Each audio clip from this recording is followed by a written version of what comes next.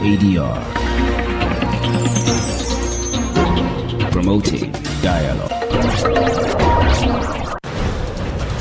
It's 6 p.m. in Dakar, Accra and Monrovia, 7 o'clock in Lagos, Cotonou, Niamey and Praia. Good evening and many thanks for staying tuned to West Africa Democracy Radio, broadcasting on 94.9 FM and around the world at wadr.org. This is Newslink. Here are the top stories.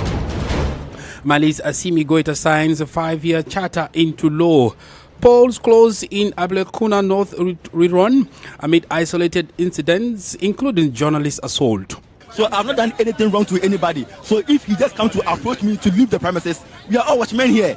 Master, look, what is going on here is very bad. The man just came here and slapped me for no reason. So I have witnesses here. In Nigeria, 6 community protection guards killed, others feared abducted in Zamfara bandit ambush. And Cote d'Ivoire's opposition leader Cham denounces arrest of young party leaders, calls for their immediate release. We are attacked today. We are somehow victims of our success. Let us not turn a victory into a defeat. The reason why we are so much attacked is that we are on the right track and that we are going towards victory. Please stay tuned for details of these stories and more. West Africa Democracy Radio. It's you speaking.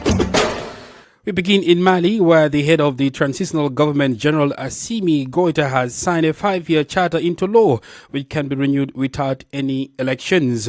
Unanimously adopted by the National Transitional Council (NTC) on July 3, the charter was officially promulgated by the junta leader on July 8, 2025. The decision signals that the military leader now becomes a de facto president of the Republic of Mali until at least 2030. Augustine Coley reports. This decision confirms that General Assimi Goïta will remain in power until at least 2030 amid ongoing political and security instability following the August 2020 coup. While the charter allows for an earlier end to the transition if conditions permit a transparent and peaceful presidential election, no timeline has been set. The document, which complements the Constitution adopted in July 2023, outlines key priorities for the transitional government, including restoring security, rebuilding state institutions, reforming education, promoting good governance, and organizing future elections. Additionally, the National Transitional Council, CNT, serving as the transitional legislature, remains active with 147 members representing diverse sectors of the Malian society. These reforms were adopted by the National Transitional Council following committee reviews and are aligned with recommendations from the 2021 National Conference and the April 2025 Inter-Malayan Dialogue. It should be noted that on May 13, 2025, General Goïta issued a decree dissolving all political parties and politically affiliated organizations, repealing the legal framework that previously protected them. The move has drawn strong criticism from political parties, civil society groups, and international human rights organizations who argue that the revised charter consolidates military power and erodes democratic principles. Currently, political parties in the country are challenging their dissolution in courts, claiming violations of their rights to association and political participation. Augustine Coley filed that report. Here in Senegal, the Ministry of Foreign Affairs has banned a planned meeting by diplomats and NGOs that was set to feature a theme on LGBTQI issues. The event, organized by the Dutch Embassy and the United Nations Human Rights Office, was scheduled for July 11 in Dakar. It included a screening of film Miwa, We Are Here, focusing on the experiences of LGBTQ women and trans men in West Africa, followed by a discussion with civil society groups. Francis Boniface has more in this report. The Ministry of Foreign Affairs of Senegal on Friday banned a meeting planned by diplomats and NGOs to discuss a theme on LGBTQI issues, citing a violation of national laws and values. The decision followed a public alert issued the day before by MP Guy Marius Sagna. The event, organized by the Dutch Embassy and the UN Human Rights Office, was scheduled for July 11 in Dakar and included the screening of a film, Miwa, We Are Here, which highlights the experiences of LGBTQI women and trans men in West Africa, followed by a discussion with civil society groups.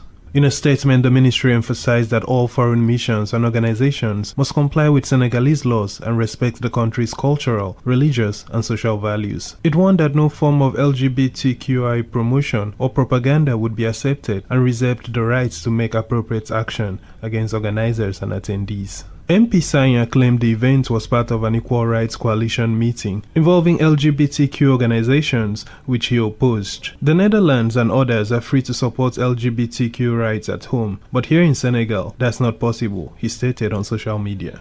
Francis Boniface with that report. Elsewhere, polls have officially closed in the Ablekuma North constituency in Ghana, where a parliamentary rerun took place today across 19 polling stations. The rerun was ordered by the Electoral Commission of Ghana after irregularities in the December 2024 general election left parts of the results unresolved. While voting was largely peaceful, the process was marred by isolated incidents, including the assault of journalist Banahen Ayekum from the EIB network. He briefly accounted what happened. To report this issue to the regional commander at Accra and see what, because the issue here is I've not done anything wrong to anybody.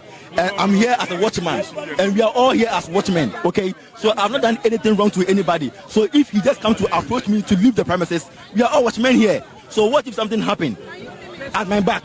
How would I report the issue? So I'll just tell the commander that this is what happened, and I'll make sure I'll capture his name, understand? So that I will, master, look, what is going on here is very bad. The man just came here and slapped me for no reason. So I have witnesses here. Meanwhile, the mayor of Accra, Michael Pakpo Aloti, has also confirmed the incident. The policeman, I don't know, he has a very high temper. I was standing here, he tapped me to move. And I said, I'm the mayor. Then he jumped back. Imagine me being arrogant too, like I'll come home upon you. So we don't want the police to listen to us and bring someone who is very calm here, because the place is calm before the policeman. This man came in. So they should bring a new person here to force law and order here. We beg them. He slapped the guy because the woman confessed he slapped the guy. That was the mayor of Accra, Michael Pakpo Aloti, speaking on the developments in Ablekuma North. More stories coming up on West Africa Democracy Radio. Newslink continues. Let's still stick to more political matters, and let's travel to Cote d'Ivoire as the president of the National Assembly, Adama Bitogo, has announced that the Ivorian head of state, Alassane Ouattara, will run as candidate in the presidential election scheduled for October 2025. He made this statement during a recent interview with the French news channel France 24 in Paris. His revelation comes amid ongoing uncertainties regarding President Ouattara's candidacy, which has become a significant topic in the Ivorian political landscape with less than 3 months remaining until the October polls. The announcement has prompted a range of reactions from political observers, both within Cote d'Ivoire and abroad. Christopher Atechu reports. Taking advantage of his stay in Paris as part of the 50th session of the Parliamentary Assembly of the Francophonie, the president of the National Assembly thus reinforced the idea of a candidacy of President Alassane Ouattara for a fourth term. The president himself has in his grasp the different scenarios. I can guarantee and assure you that the president will indeed be a candidate in October 2025. For Nuruddin Oyeoli, a political communication analyst, this statement by Adama Bitogo can be seen as a form of pressure being exerted on President Alassane Ouattara so that he clarifies his position and puts an end to the uncertainty. This media outing makes me think that they themselves don't know if the president will be a candidate or not. That means they are in doubt. So I think there are all kinds of people who are trying to put pressure on him. They themselves are not sure that the president will be a candidate. However, this analysis is not shared by Ivorian political analyst Sage Du Sousa, who views the move as more of a strategy intended to revive public debate surrounding the head of state candidacy. There is no pressure. I think the president said he is calm, especially since he still has the reins of the RHDP. If in the hypothesis I will propose someone, I don't see this person who will free himself from his leadership. Let's see how the RHDP works. It's not a means of pressure, it's just to fuel the debate. To date, the main candidates for the major opposition political parties have already formalized their intentions for the October presidential election. However, within the ruling RHDP party, uncertainty remains, even though the deadline for candidates to submit applications is set for August 26, 2025. The opposition, nevertheless, continues to contest a fourth term for Alassane Ouattara. Christopher Atichu with the details of Marcel Ariston Blaise report from Abidjan. Meanwhile, Côte d'Ivoire's prominent opposition leader Tidjane Cham has condemned the recent arrest of several young leaders from his party, the Democratic Party of Ivory Coast, PDCI-RDA. He called for their immediate release, describing the arrest as serious violations of democratic principles and fundamental freedoms. Cham made this statement on Thursday amid escalating political tensions in Côte d'Ivoire as the country approaches the October presidential election. Here is an abstract of Tidjane Cham's statement. I want to assure them of the support and solidarity of the PDCR and of myself, their president. I want to be informed of the situation hour by hour, day by day. All this is unfortunate, and it is not this Côte d'Ivoire that we want to see. It is about achieving the democracies that are repeated and quite regrettable. It is all this that we want to change. We are attacked today. We are somehow victims of our success. Let us not turn a victory into a defeat. The reason why we are so much attacked is that we are on the right track and that we are going towards victory. We are not attacking what is insignificant. Côte d'Ivoire's prominent opposition leader Tidjane Cham of PDCI RDA. Let's head to Nigeria because at least 6 members of the Community Protection Guards have been killed and several others feared abducted following a deadly ambush by armed bandits in Zamfara state.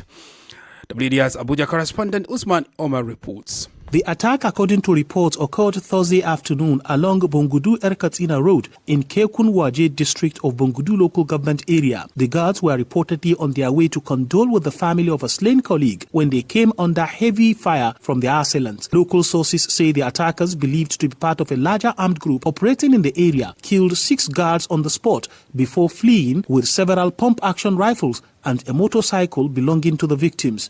Troops under Operation Fansariyama were deployed shortly after the attack but arrived after the gunmen had escaped into the bush.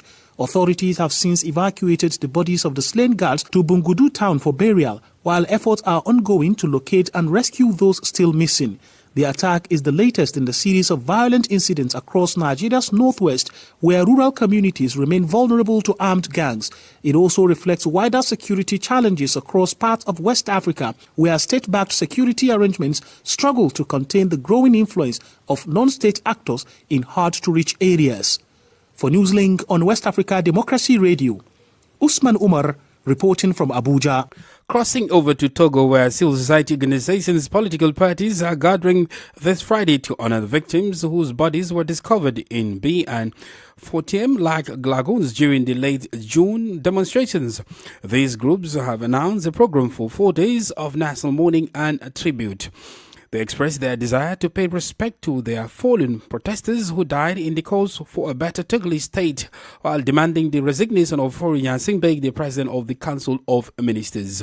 Abdullah Hassan completes the story. According to civil society organizations and political parties in Togo, the recent demonstrations held on June 26, 27 and 28 resulted in the deaths of 7 protesters. They condemned the abuses and repression that occurred during these events. As a means of honoring those who lost their lives during the demonstrations, the civil society organizations have announced that religious services will be held this Friday, followed by a peaceful demonstration on Monday at the Bay Lagoon to pay tribute to to the deceased. Professor David Doze is a spokesperson for the Togo Debut Citizens Front. Le vendredi 11 juillet, nous pensons... On Friday, July 11, we plan to ask for Muslim prayers in mosques. The day after, we will simply ask the Togolese to start putting on their black clothes on Friday, to continue to wear black on Saturday. On Sunday, July 13, we will order a number of religious services, Christian prayers in churches, and on the last day, which is Monday, July 14, 2025, the army. Silencieuse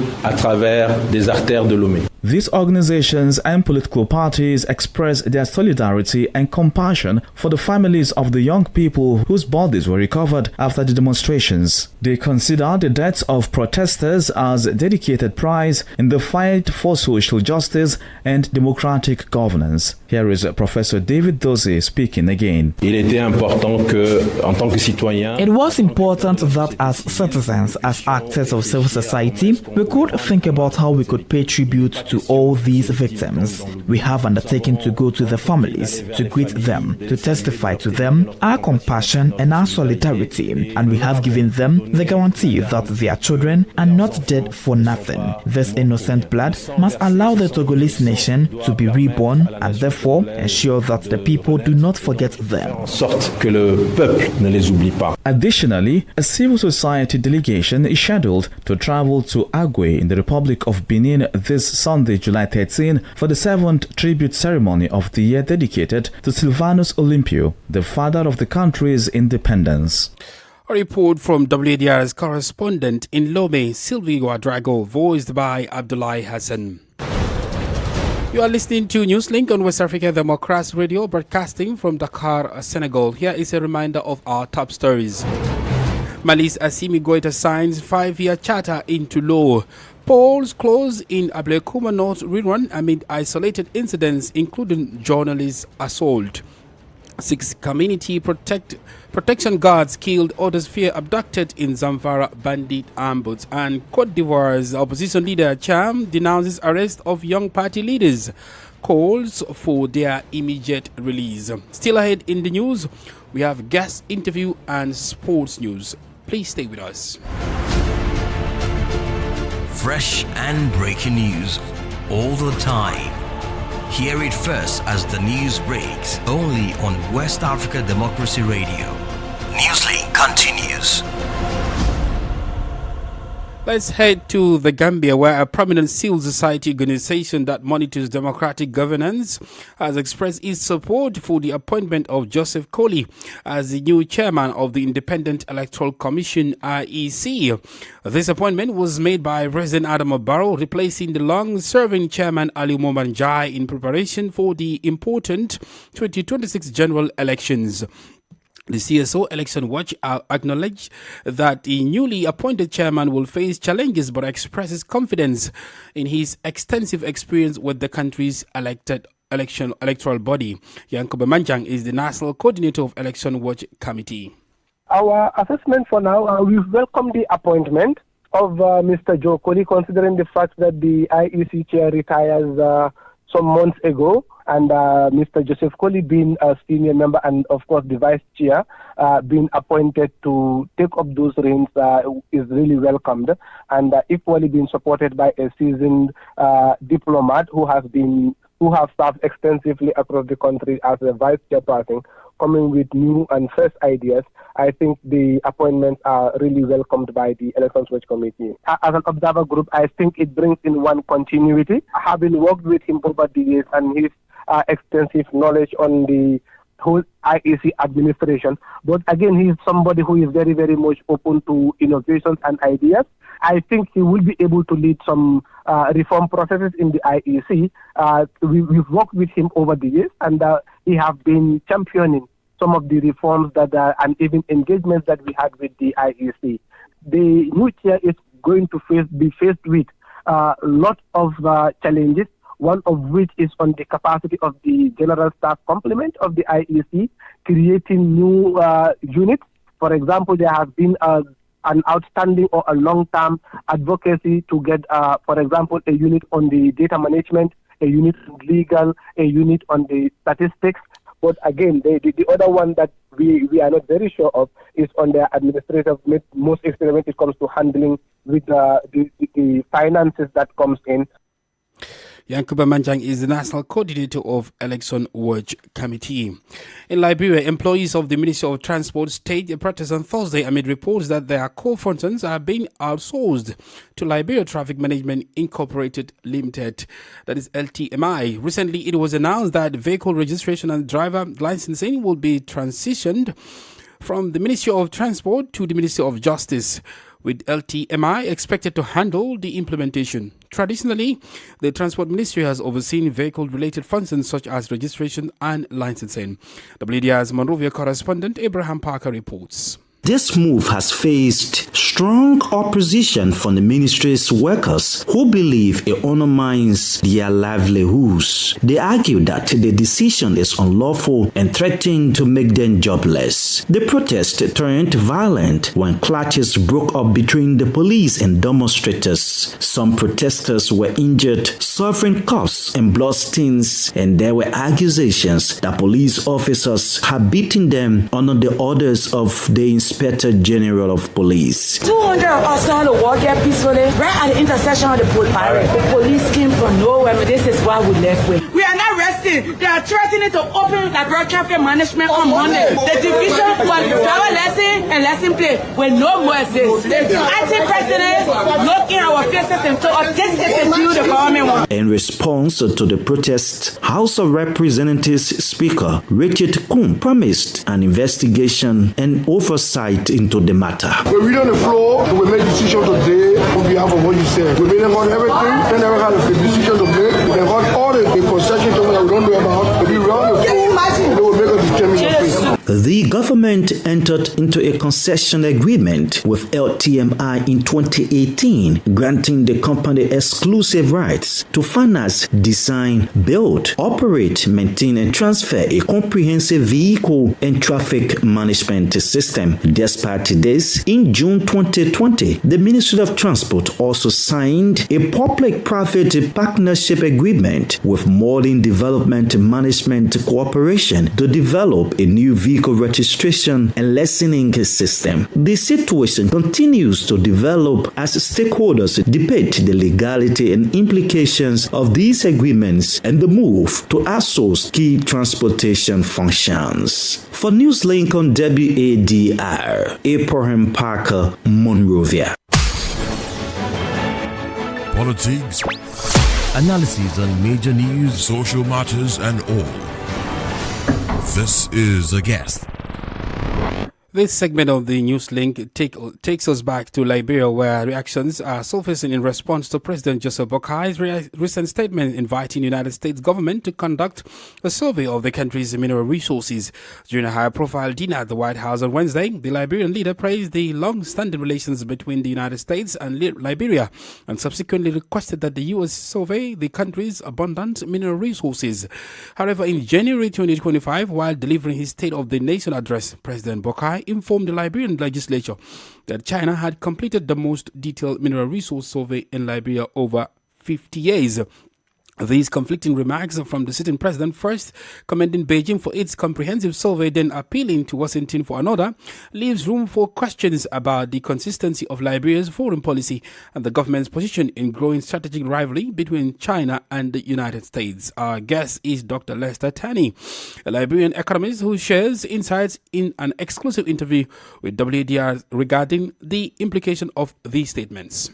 So relative to the economy, Liberia has vast natural resources, but those resources have not elevated the country above the poverty level. Going forward, this president has entrusted his policy to be driven by subject matter experts, meaning that apart from his line ministers, he confer with subject matter experts on various areas that will enhance and improve the quality of life of the people. For example, on the economy, we have shared our view that Liberia, with all of its resources, continue to languish in poverty. We need a radical reform that will change the narrative. For example, instead of us being raw material exporter, we need to encourage investors so as to, along the value chain, create value addition. with value addition, they will enhance price. Now, sir, an important aspect of President Boakai's dinner engagement with Donald Trump was when he asked the U.S. president to ensure that the U.S. government carries out a survey of Liberia's mineral resources. What do you make of such a statement? The president of the United States is not just a political president, but an economic giant. He encourages commercialization of concepts wherein it should be, it will be, and it must be a win-win. So that tomorrow when we have discovered through the assistance of the American government, the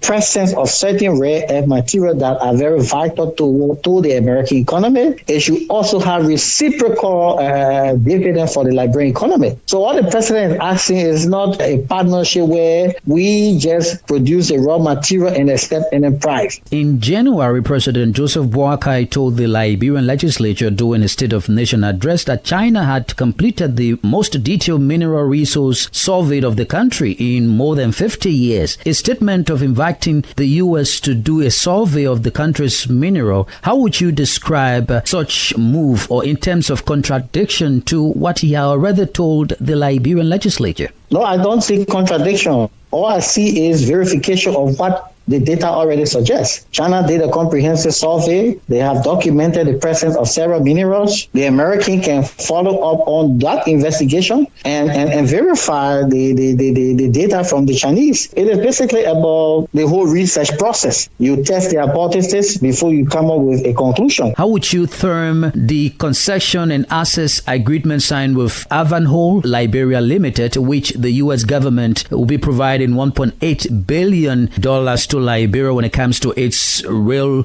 policy and programs? America is the world's largest economy. They are by far having the largest investment profile. So we need to encourage them, but improving the investment climate, creating an enabling environment where value are added to our commodities, be it railroad, so that the railroad will not only be a conveyor belt to transport iron ore, but we have huge roads deficit in this country. The investment in the rail will not only transport iron ore, but will also create an enabling condition for locomotives that will transport human beings. So all of these discussions are intended to improve the livelihood of the Liberian people and enhance economic growth. What becomes of other concession companies like ArcelorMittal, who is also operating on contracts with regards to railroad in counties like Bon, Grambassa, and Sopa Nimba? The railroad ArcelorMittal using is a property of the Liberian government and asset of the Liberian government. There is a real agreement between ArcelorMittal and the Liberian government for the usage of the railroad. However, Liberia is the owner of all railroad in this country. Having competition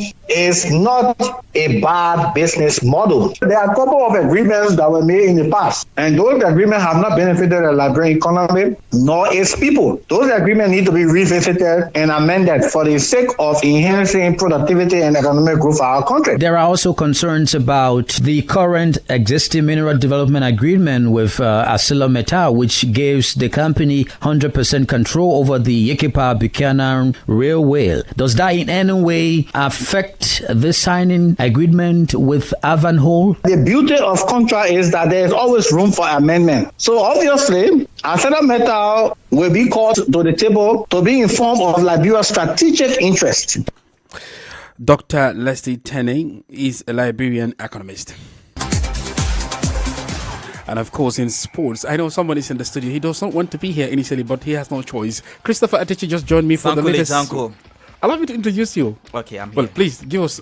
Ghana just played them. They just ended just moments ago. I'm actually wearing the Ghana jersey, but unfortunately, rooting for our women to really at least pick up a win in the African Cup of Nations women's tournament ongoing. But unfortunately, their chances of qualifying for the quarterfinals is very slim at the moment because they've actually drawn a 1-1 in this afternoon's encounter with the female Eagles of Mali, and that's obviously does not give the Black Queens a chance at the moment. But of course, we are hoping for a very last game. So coming up again this evening at 7 p.m. in Group C, South Africa will be taking on Tanzania, South Africa won their game against Ghana, and then Tanzania is also not having any win at the moment. So let's see how that game actually pans out. I mean, Nigeria won yesterday. How was the banter like? Ghana, Nigeria is always, it's a good beat. Honestly, I really feel sorry for you because Nigeria have qualified. They've won all their games. You, on the other hand, you are struggling. We wish them well. Thank you very much. Christopher Atichu with sports. Well, we've come to the end of this edition of Newslink on West Africa Democracy Radio, broadcasting from Dakar, Senegal. Thank you for listening, and many thanks to Mustafa Sek and Umu Danyogo for the technical assistance. Do interact with us via our social media platforms, X and Instagram at WADR English, and on Facebook, WADR English Service. I am Sankule Janko. Good evening. And many thanks to you for listening to Newslink via Hot 104.3 FM, Newmi FM 94.0, Hilltop Radio 104.7 FM, and Veritas Radio 102.9 in Banjul, the Gambia. We also appreciate our listeners in Liberia via Alternative Youth Radio 98.9 FM, Lofa County, Radio Kagama 94.5 FM, Niba County, DCN Radio 91.3 FM, Riverside County, Wakat FM Radio, Banga, Liberia, Radio Gulf FM 91.3 Sierra Leone.